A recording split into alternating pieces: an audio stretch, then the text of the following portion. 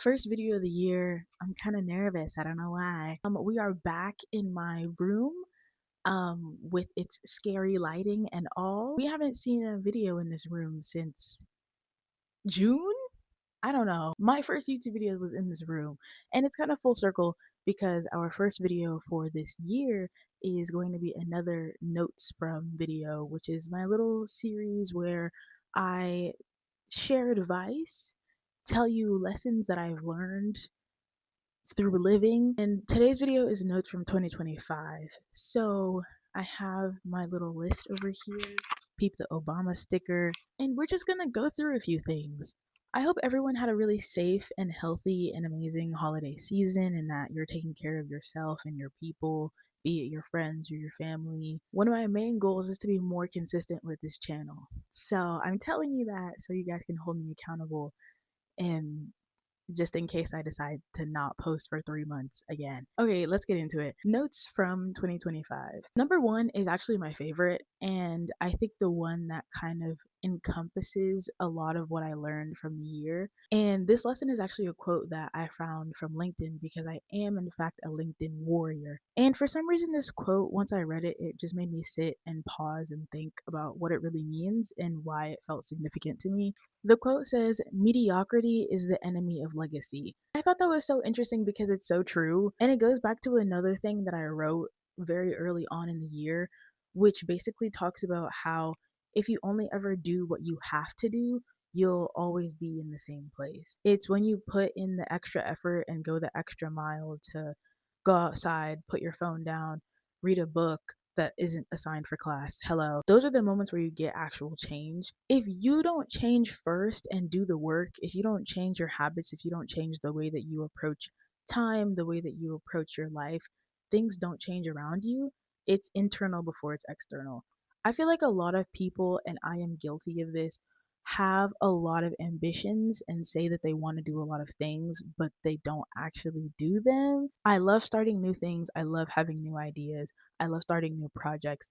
It's finishing them that is something that's really hard for me, which is why I'm challenging myself this year to actively choose to finish things and be consistent with them. So, mediocrity is the enemy of legacy. It's like if you want to be great, if you want to do great things, if you want to be known for something, if you want to leave a mark on the world or on other people, you have to be willing to do more than the average person. And that comes with time and planning and preparation and discipline and ultimately action. The second one is another quote, and it says, "A focused fool will always accomplish more than a distracted genius." This is actually I put this quote everywhere. I put it on my Notion, which I look at every day. I put it on my to-do list for today so that I would actually force myself to film this video. The reason why this was really important to me is because, like I said, I have a tendency to start a lot of things and not finish them. And it's like you can be known for having great ideas and having a lot of ambition, but if you have no results and you have nothing to show for it,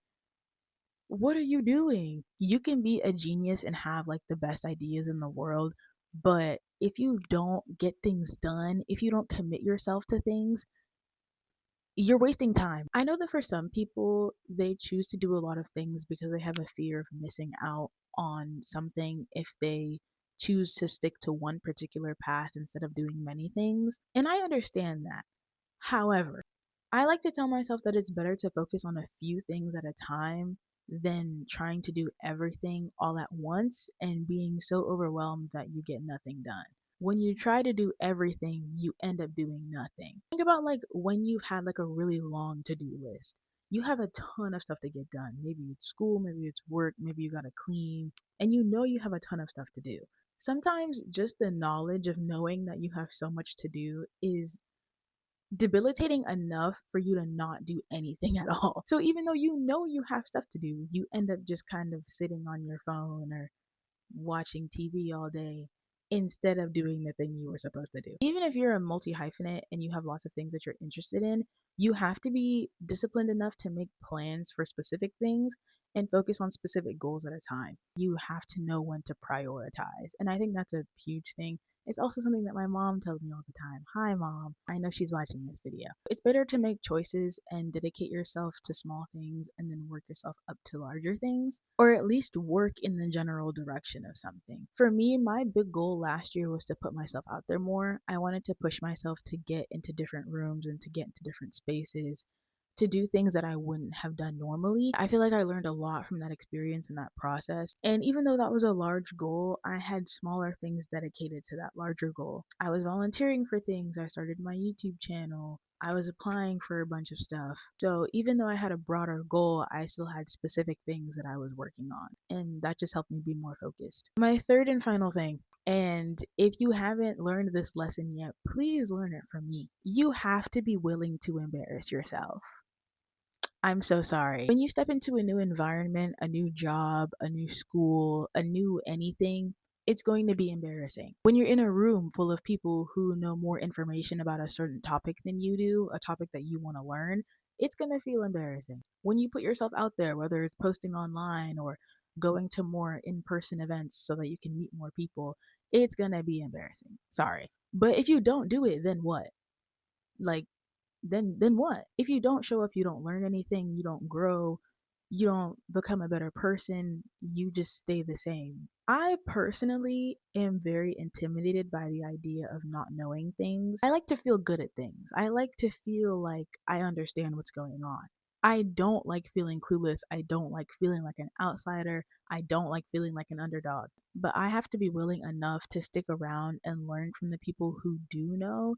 I have to be willing to stick around and go through the pain of being a beginner in order to get better. Making these videos sometimes is very difficult. It can be a lot of work to capture the content, edit the content, sometimes record a voiceover, sometimes sit down and just talk to the camera like this. But a part of the process is me getting these reps in. If I were to blow up tomorrow and get 1 million subscribers tomorrow, I would not be prepared. I would be overwhelmed. All of a sudden, it would feel a lot more intimidating showing up to post online because all of a sudden there's all these people here. So I say that to say that showing up and being a beginner at something like YouTube is giving me the knowledge and the practice that I need so that if something does blow up, if something does pop off, I'm prepared.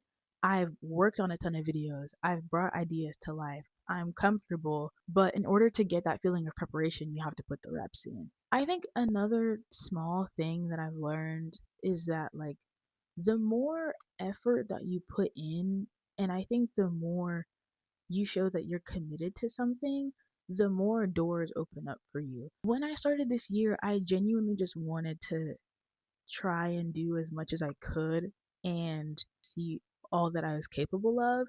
And it was like the more that I kept showing up and the more that I was consistently committed to that idea of being more and seeing my potential, the more I got to do. Like, I met Ryan Coogler, y'all.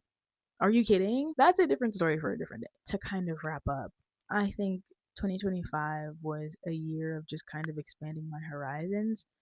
And I would like for this to be the year that I kind of center myself and focus on the things that I truly want to pursue. I am a very ambitious person, but sometimes ambition can be scary. You kind of just feel the urge to do everything all the time, and it can actually be a very paralyzing feeling.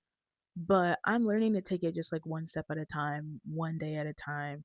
I hope that this was helpful for you guys. I really like making these videos. These are like my favorite videos to make, where I just get to like sit down and talk about like my reflections and hopefully help other people. So hopefully you guys took something from it. If you did, let me know. And I will see you guys very, very soon.